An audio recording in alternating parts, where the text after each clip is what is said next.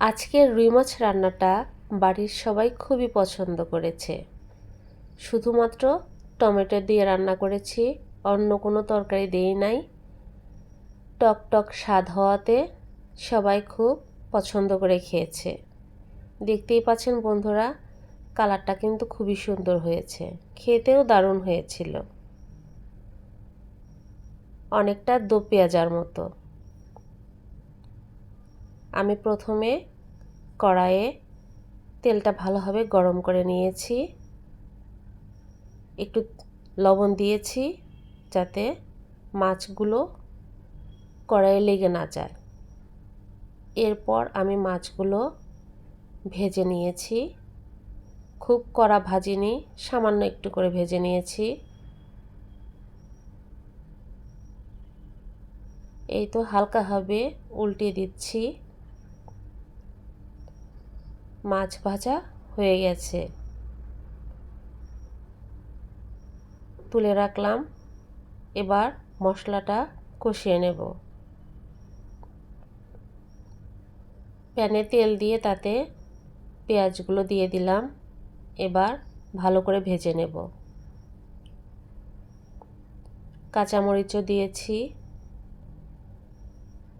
এবার টমেটো দিয়ে ভালোভাবে ভেজে নেব যাতে টমেটোগুলো খুব ভালোভাবে সিদ্ধ হয়ে যায়। দিয়ে দিলাম আদা রসুনের পেস্ট 2 চামচ, 2 চামচ হলুদের গুঁড়া,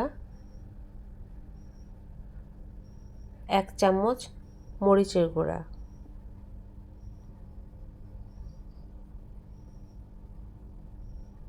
1 চামচ ধনিয়ার গুঁড়া।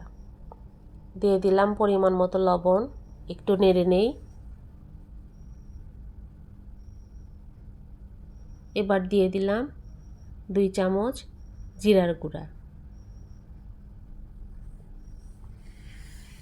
মশলাটা ভালোভাবে নাড়তে নাড়তে আমি একটু পানি দিয়ে দেব।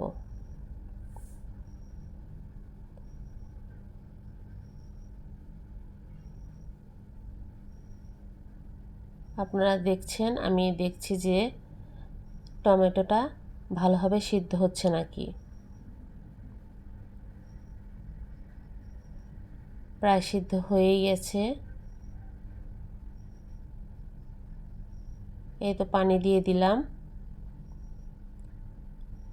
এবার একটু ভালোভাবে নেড়ে চেড়ে ঢেকে দেব,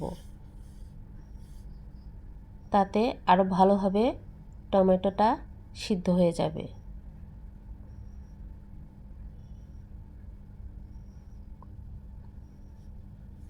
এই তো হয়ে গেছে, আমার মশলাটা কষানো হয়ে গেছে। মাছগুলো দিয়ে আমি প্রায় 15 মিনিটের মতো রান্না করে নিয়েছি।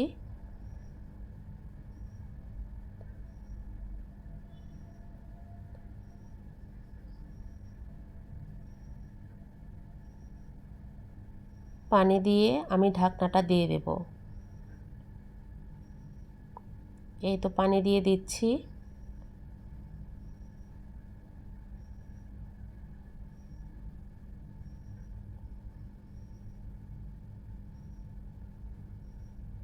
বলক উঠে গেলে আমি দিয়ে দেব 2 চামচ ভাজা জিরার গুঁড়া।